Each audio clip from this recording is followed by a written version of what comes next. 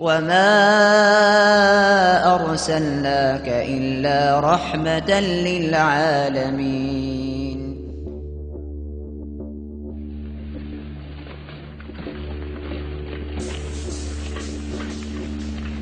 These are the disciplines the Prophet puts upon you. You may not harm a woman, a child, or any old person. You may not harm cripples. You may not harm the man that works in the field. You may not cut down trees. Strike only at those who have expelled you, who have stolen your rights and enriched themselves with your possessions.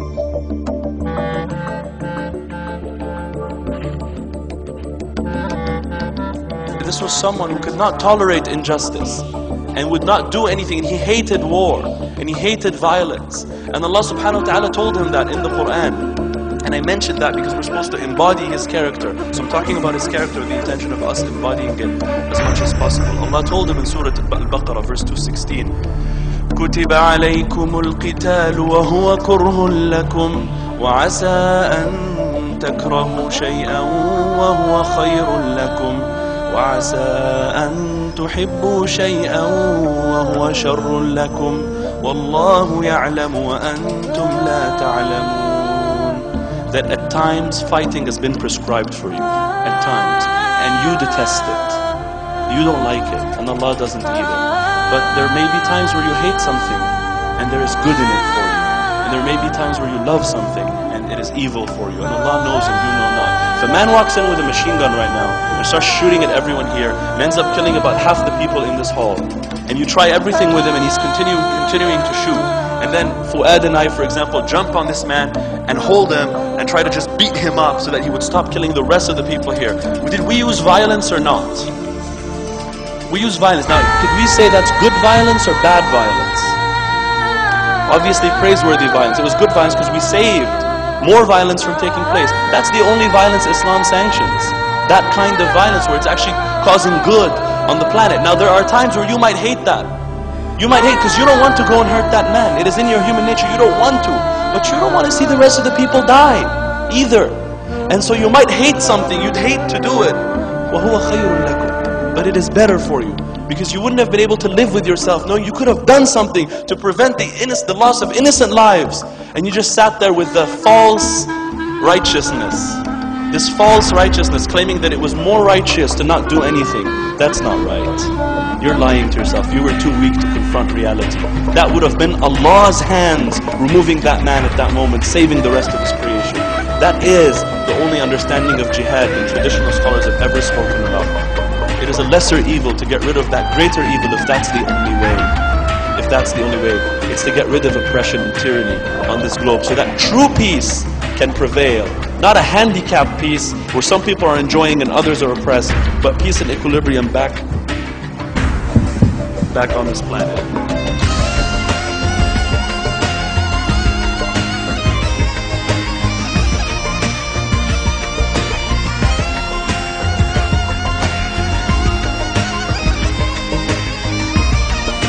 The Prophet ﷺ, never in his life did he ever lift his hand to hit any human being. Ever! Not a servant, not a wife, not a child, not a friend, nor an enemy, except when that enemy was opposing Allah and opposing the message. Then the Prophet ﷺ turned into a tiger, into a lion, and he executed the order of Allah subhanahu wa ta'ala in defending this faith.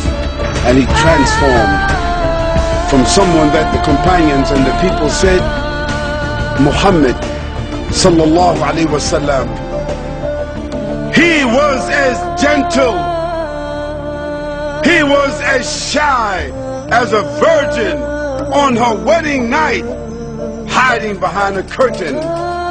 He was that kind of man. He was that pious. He was that shy. he was that gentle in his speech. Yet it was said that when the Prophet ﷺ was met on a battlefield, he was ferocious in defending Allah subhanahu wa ta'ala.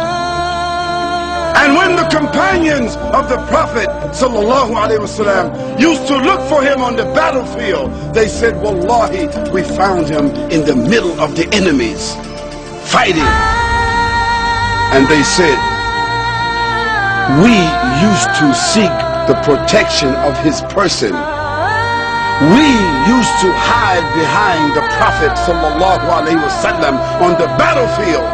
He was such a warrior and statesman on the battlefield, commanding and fighting for the way of Allah subhanahu wa ta'ala. But once he was off the battlefield, his eyes were downcast and he was speaking softly, and he was gentle, and he was warm, and he was sacred and soft and caring and crying. Because Allah subhanahu wa ta'ala mentioned, وَمَا أَرْسَلْنَاكَ إِلَّا رَحْمَةٍ لِلْعَالَمِينَ. O Muhammad sallallahu alayhi wa sallam, you have been sent as a mercy to the whole world. So he was a mercy even to those people who are ignorant of him. They are benefiting from that mercy.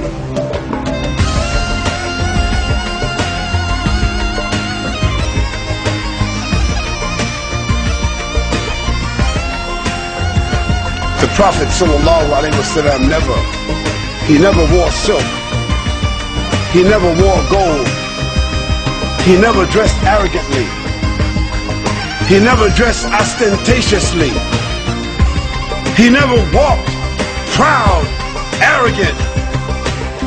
He never appeared in front of people like he was a king or an emperor, even when he was the absolute ruler.